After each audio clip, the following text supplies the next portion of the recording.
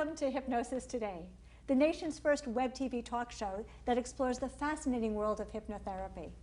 My name is Lisa Machenberg, and I will be your host, covering a wide variety of subjects to help you understand the power of the subconscious mind and how hypnosis is being used today to help people achieve success, prosperity, and happiness.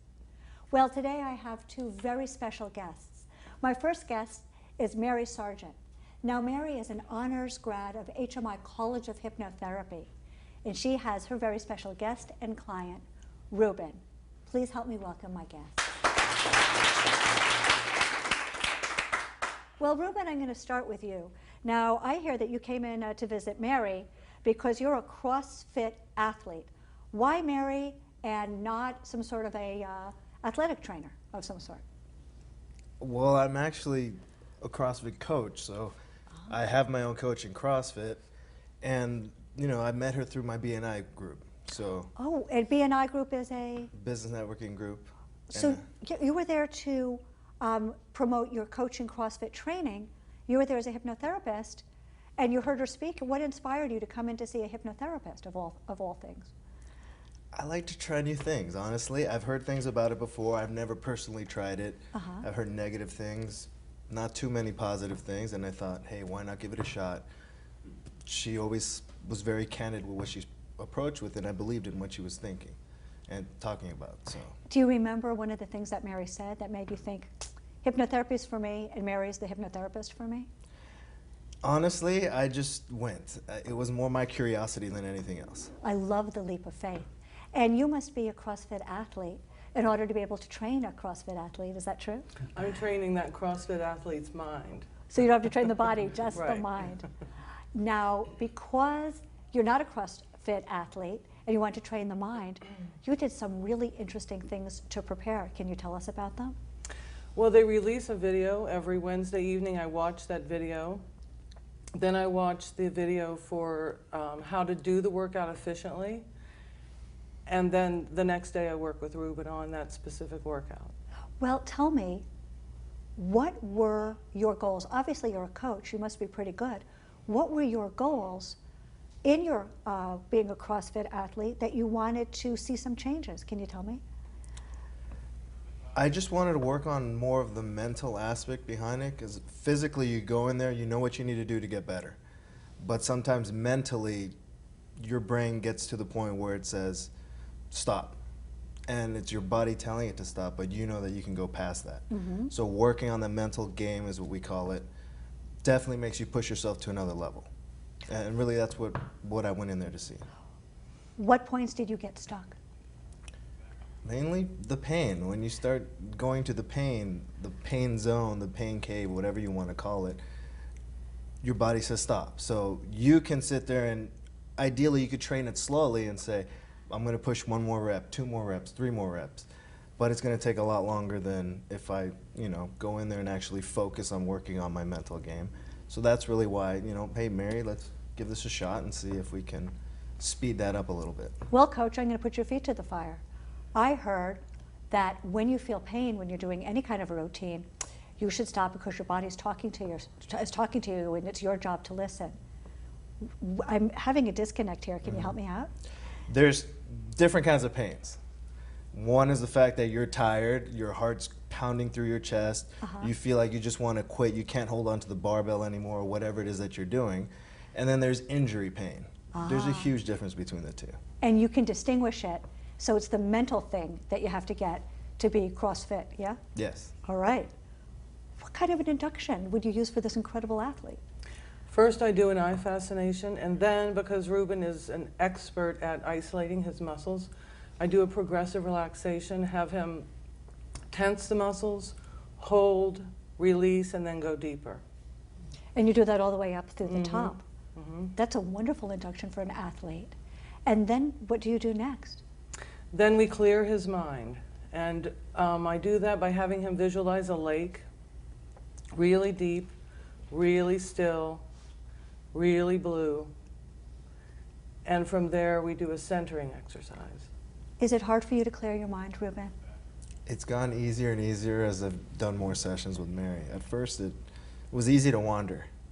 Sure, because I bet you have a lot more going on just besides the athletic Yes. and the business, so it is easy to get distracted. But you know what, I guess clearing your mind is a lot like playing the violin. The more you practice, the better you get. Yes. So now that we have the mind cleared and him centered, talk me through it a little bit more. So then I get him into a state that we identified beforehand, a peak state of performance, sort of being in the zone, and then kind of fine-tune that. What's being in the So- zone like for you? Being at that threshold where you know you can hold on to the bar a little bit more or you're about to drop it. So just, I like to call it the red line zone. There's a point where you're warming up and just like your car engine's at the red line where it can, you know, overheat or something, same thing on that end. So that's kind of the best way I can describe it. Okay, so you get to that zone, and then? Then I count him down just like they do at competition. And you learn that from watching the video. I love it. Keep going. Then he does the whole workout mentally, and I give him suggestions throughout the entire thing, and he lets me know when he's changing from one part to another by a finger lift, and then he lets me know when he's done Beautiful. with the finger lift. And you give suggestions all the way through. Is that something that you've discussed beforehand about where there are issues? Yes, and the other part is he says he starts to burn right away. So one of the suggestions is the burn equals victory and keep going. What was that like? Because from someone, I'm not a CrossFit athlete, I'm a tennis player. And sometimes I do feel that burn, and not only when the competition whacks me in the leg with the ball, but I know the difference between that burn when you're running too much, you're running so fast and you can feel it. What's that like for you in the competition? Did that, before you met Mary, slow you down? Well, I think it would slow anybody down at a certain point. So it's just a matter of, we can physically train it as much as possible, but your brain is more powerful than anything. Yes. And that's one of the things I've learned, and that's what's helped me take that, you know, hold it on further or perform more without the rest, and just really have my brain say you can do it. It's really nothing other than that. So combining, now associating the burn with victory, it becomes a positive, not a negative. I love this. Give me another one. Well, another suggestion I give him is that he has unlimited reserves of energy and stamina. That would work with every athlete. I think I'm going to use it tomorrow at my competition, if you don't mind. And now, I want to hear about true results. Where were you with your CrossFit competitions before you met Mary? I'm pretty good at CrossFit, so I've always been, you know, toward the high as far as the rankings and everything like that. But mentally, it's taken me a long time to be able to pace myself through a workout. One of the biggest issues a lot of CrossFit athletes have is you just 3, 2, 1, go, and you take off and you crash 3 minutes into whatever the domain of the time is, the workout. So now I've been able to use that pacing that I've learned over time and push myself a little faster by using my, you know, mental game now. So it's helped me speed up my pace over the entire workout. Do you have competitions? Yes. And what's been happening in the competitions? Well, this year I went into we do the open competition, which is kind of like the playoffs before you get to the next round. Last year I did every workout twice. This year I kind of told myself I only want to do them once. So as a CrossFit athlete, it's really kind of hard to just go in there, do it once, because you can usually improve the second time, but how much are you going to improve by? So it was more so being satisfied with my first performance and getting ready for the next week's tryout. So That sounds like a big improvement. Now, I got to go back to something that you said right when we started, that you heard some negative things about hypnotherapy, as well as some positive.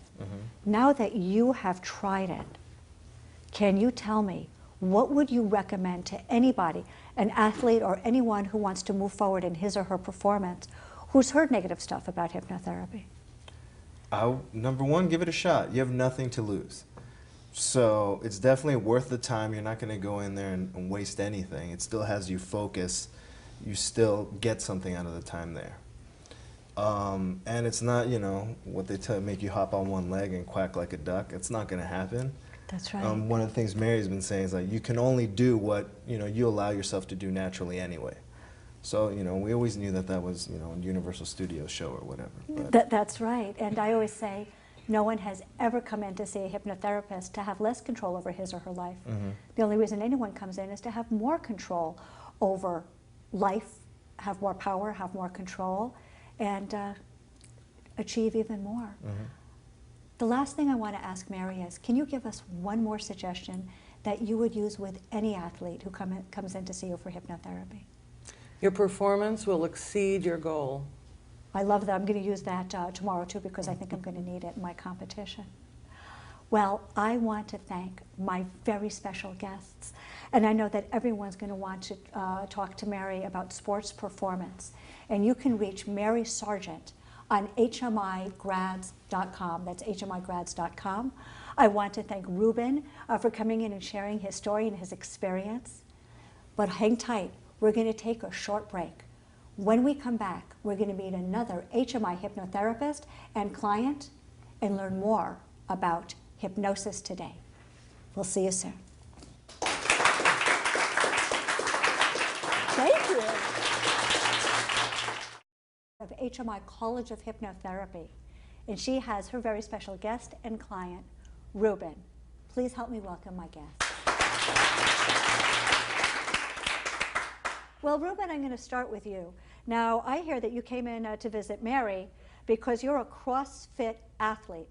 Why Mary and not some sort of a athletic trainer?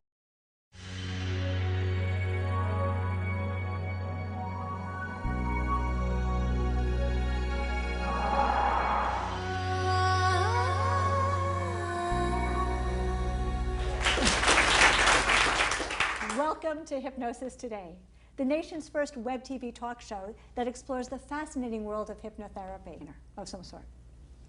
well, I'm actually a CrossFit coach, so I have my own coach in CrossFit, and you know, I met her through my BNI group. So Oh, and BNI Group is a... business networking group. So you were there to promote your coaching CrossFit training. You were there as a hypnotherapist, and you heard her speak. What inspired you? My name is Lisa Machenberg, and I will be your host, covering a wide variety of subjects to help you understand the power of the subconscious mind and how hypnosis is being used today to help people achieve success, prosperity, and happiness. Well, today I have two very special guests.